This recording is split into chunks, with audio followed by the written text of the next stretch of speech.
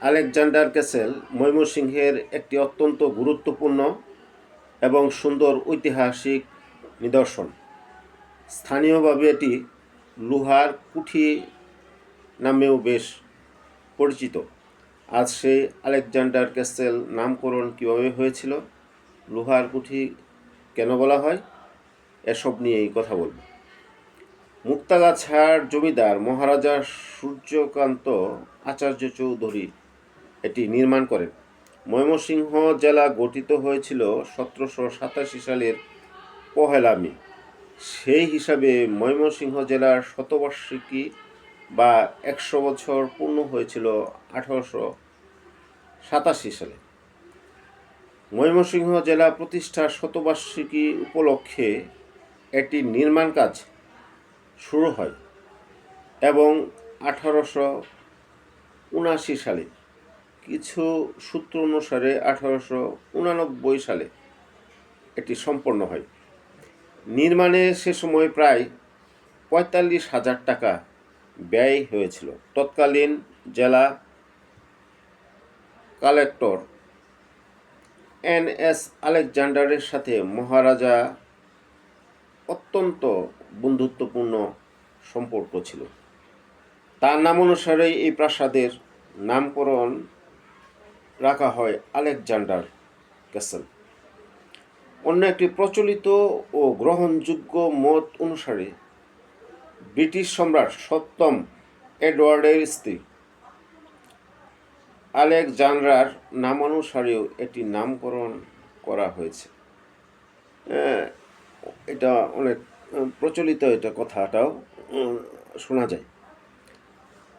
এর মূল উদ্দেশ্য ছিল এটি মূলত একটি রাজকীয় অতিথিশালা হিসাবে ব্যবহৃত হতো। ভবনটি শশী লজের কাছাকাছি জমিদারদের বিশাল বাগান বাড়ির অংশ হিসাবে নির্মিত হয়। এটি প্রায় 27.50 একর বা বলা যায় যে এই পরিমাণ জমির উপর এটি অবস্থিত এবং ব্রহ্মপুত্র নদীর নিকটবর্তী এলাকায় এটির অবস্থান। এই ভবনটি নির্মাণে লোহা ও ইস্পাতের ব্যাপক ব্যবহার করা হয়েছিল। বিশেষ করে ছাদ, কাঠামো, জানালার ফ্রেম, সিঁড়ি এবং অনেক অংশ কাস্ট আয়রন ও রড আয়রনের তৈরি, যা সে সময়ের স্থাপত্যে ছিল বিরল। তখনকার সময়ে বার্মা, যা বর্তমানে মিয়ানমার, বার্মা থেকে আমদানি করা মূল্যবান সেগুন কাঠ এবং চীন থেকে আনা দক্ষ কারিগর দিয়ে তৈরি এই ভবনটি ব্রহ্মপুত্র নদের বন্যা ও ভূমিকম্প থেকে রক্ষার জন্য মাটির অনেক গভীর থেকে লোহার খুঁটি বা বলা যায় স্থানীয় ভাষায় খাম্বার উপর উঁচু প্লিন দিয়ে এটা নির্মিত হয়েছিল বা নির্মাণ করেছিল। স্থাপত্যে ইউরোপীয়, বিশেষ করে গ্রিক প্রভাব এখানে স্পষ্ট।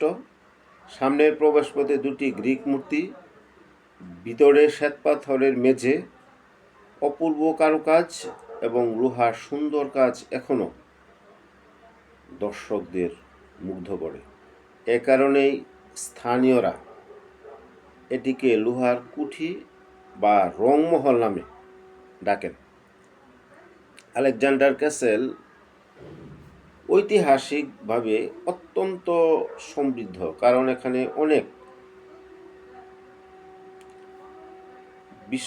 বিশ্ববরেণ্য ব্যক্তি এই জায়গায় অতিথি হয়ে আসছিলেন বা অনেকে এই জায়গায় অবস্থান করেছেন।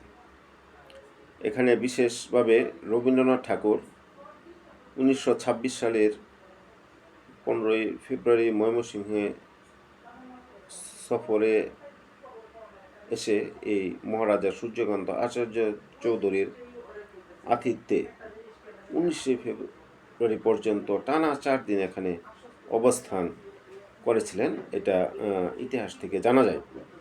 এখানকার বিশাল বটগাছের নিচে বসে তিনি কবিতাও রচনা করেছেন। তারপরে আসছেন যে রবীন্দ্রনাথের সফরের ওই বছরই অর্থাৎ 1926 সালে তিনি দেশবন্ধু চিত্তরঞ্জন দাস সহ এখানে আতিথ্য গ্রহণ করেন মহাত্মা গান্ধী।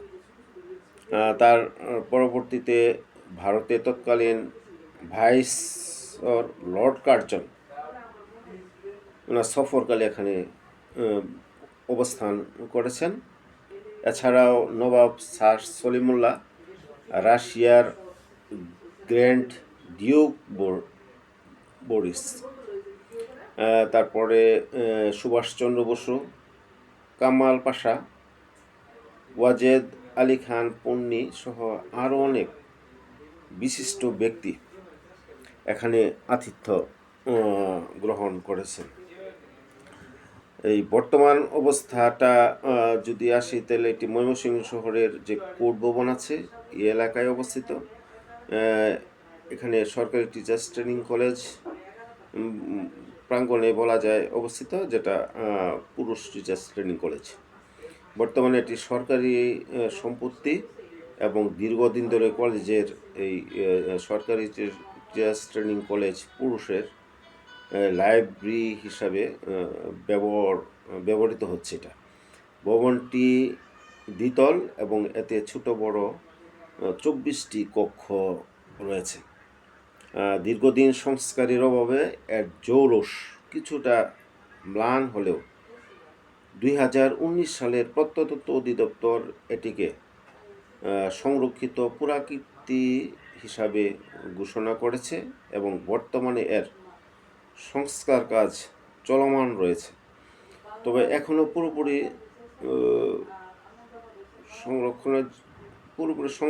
সংরক্ষণের জন্য আরও যত্ন এবং উদ্যোগের প্রয়োজন আছে। এটি কোনো সাধারণ জাদুঘর নয়, বরং এটি একটি শিক্ষা প্রতিষ্ঠানের অংশ। সাধারণত দিনের বেলায়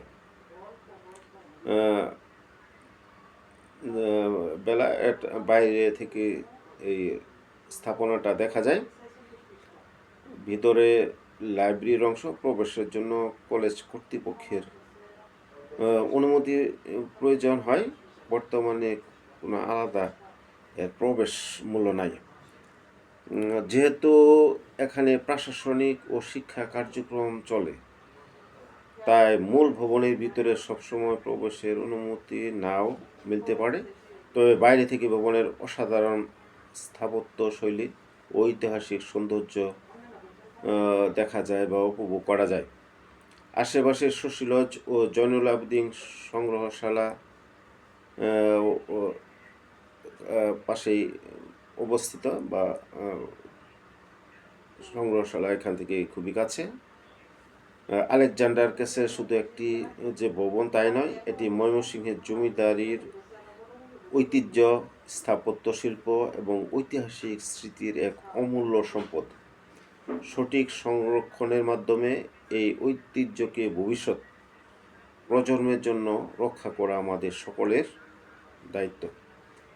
আলেকজান্ডার ক্যাসেল আজ আমাদের কাছে স্থাপত্য শৈলীর গর্ব হতে পারে, কিন্তু সেই আভিজাত্যের অন্তরালে লুকিয়ে থাকা রূঢ় সত্যটি হলো বাংলার শোষিত কৃষকদের দীর্ঘশ্বাস ও তাদের উপর চালানো চরম অর্থনৈতিক নিপীড়ন। আলেকজান্ডার ক্যাসেলের প্রতিটি লৌহ কপাট আর কারুকাজ করা দেয়াল আজ ইতিহাসের আভিজাত্য ঘোষণা করলেও এর প্রতিটি রন্ধ্রে মিশে আছে বাংলার হতভাগ্য কৃষকের করুণ আর্তনাদ আর রক্ত ঘাম করা হাহাকার। যখন জমিদারদের শৌখিন বিলাসিতার জন্য কিংবা ব্রিটিশ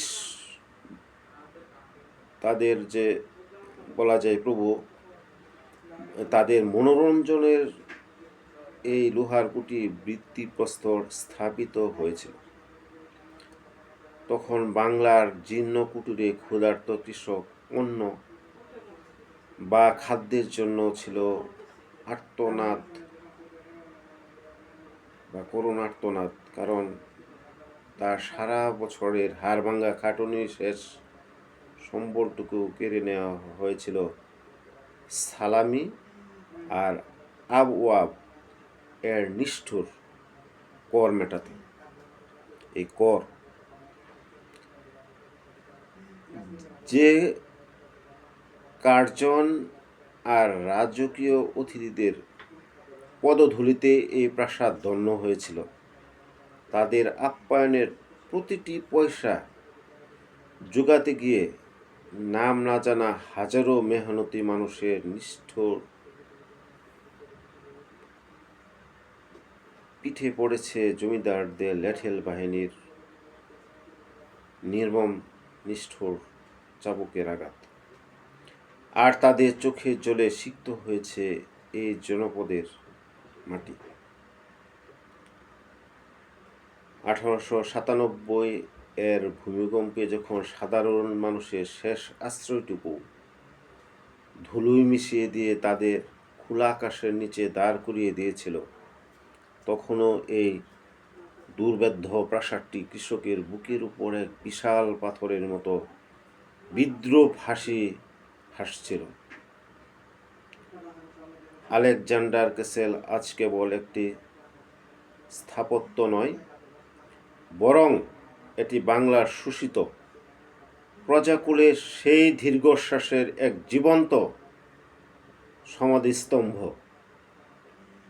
যার জৌলসের পরতে পরতে লুকিয়ে আছে হাজারো নিঃস্ব পরিবারের ঘর ভাঙার এক অতি করুণ ও হৃদয়বিদারক উপাখ্যান। আলেকজান্ডার ক্যাসেল সম্পর্কে আজ এ পর্যন্ত।